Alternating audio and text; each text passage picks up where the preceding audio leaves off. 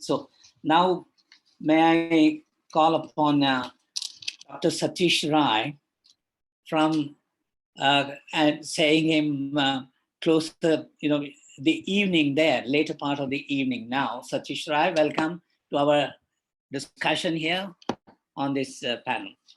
Thank you. Namaskar. Namaskar. It's great meeting you, dear. It's great to see some of the familiar faces once again. We met some of us in February in Gujarat and in Odisha. And earlier on, last year, we met at BHU. So greetings to all of you. It's in fact quite late here. It's 11 p.m. Still 14th of May. And as I mentioned in the email, 14th of May is a historic but very sad day for Fiji, especially for Indo-Fijians. I'll say a couple of words about that. Today we commemorate the Girmi Divas. It was on this day, first group of about 400 young Indian men and women were transported to Fiji, which started the neo-slavery of Indians in Fiji, and total of 60,500 Indians were transported to Fiji. And it so happened that today is the day when former Colonel Rambuka instituted the first coup in Fiji, which has dispersed our very cohesive community to all of the world. And today, I guess, around half of the Indo-Fijians, the Girmitians, are living away from Fiji. So it was a sad day, and I've been up quite early and participating in a number of talks. And I might have to leave a bit early because people are waiting to interview me on radio soon after this. And when the coup happened in 1987, I was fortunately living in London, and I witnessed the coup on the television. And the reason I'm telling you is that when I saw that coup unfolding in Fiji, within few seconds, the home which Fiji was for me was no longer home. That triggered my journeys to India to seek for my identity, to find a new identity. And fortunately today, I found my Indian identity, my Mathrubhumi, and my ancestral homes in India. And I'm very much connected. I must say that I'm more connected to India today than I'm to Fiji. But Australia is my Karambhumi. I've been living here for more than 21 years. So let's talk a bit about the COVID-19 impact on Australians. Fortunately, our population is much smaller than Indian population. And I've been watching the news, Indian news constantly. And India has done pretty well in containing the COVID. And we have also done a tremendous job here in Australia. Our death, any death is bad, but our death has been restricted to below 100 so far. Is too short of 100 today. And most of the states in Australia have not witnessed any new positive cases over the last 3 or 4 days. So that is good. The the restrictions are being slowly lifted. Still, we are in isolation, and but slowly it's been lifted. And as in India, as in all over the world, this isolation has meant massive job losses. And that also means the massive job losses for both NRIs and PIOs, because we have a lot of NRIs here,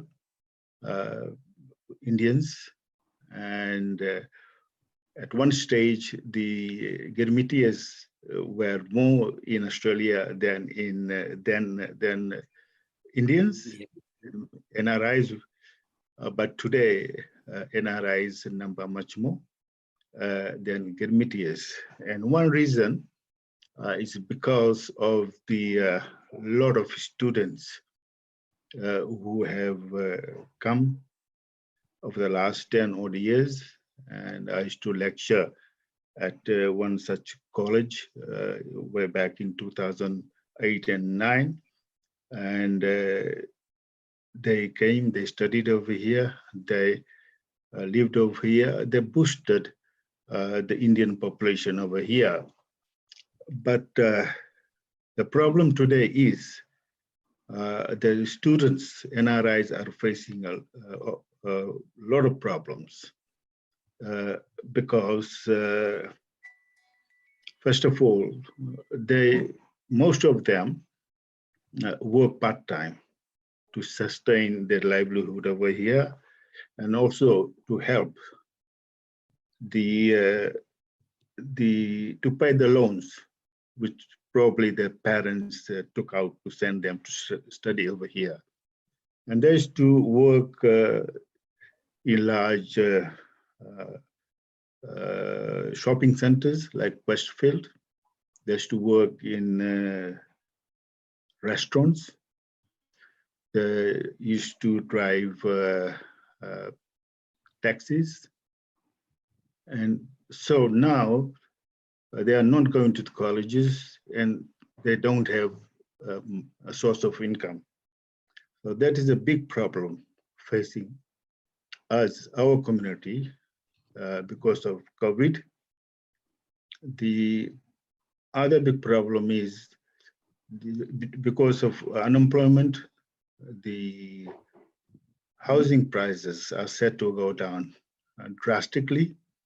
Only today, I have seen on television that within 1 year, the house prices will come down by 10%, and over the next 3-4 years will come down by 30%.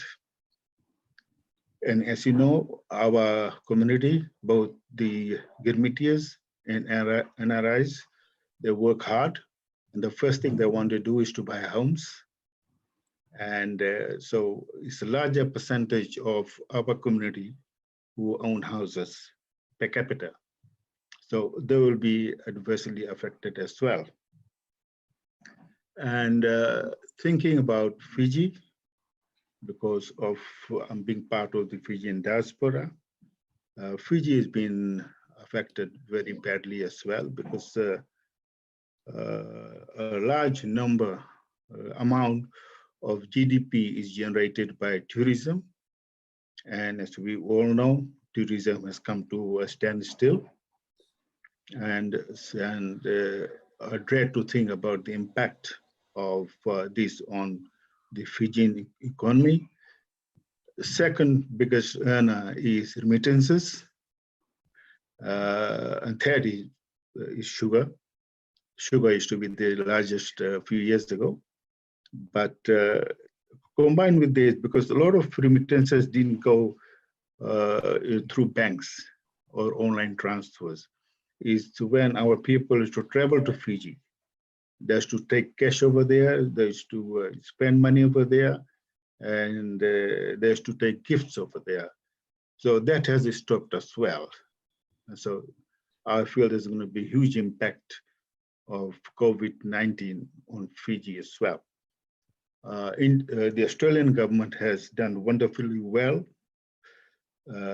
same as Indian government, in spending a lot of money on stimulus packages, and that has kept the unemployment rate artificially low.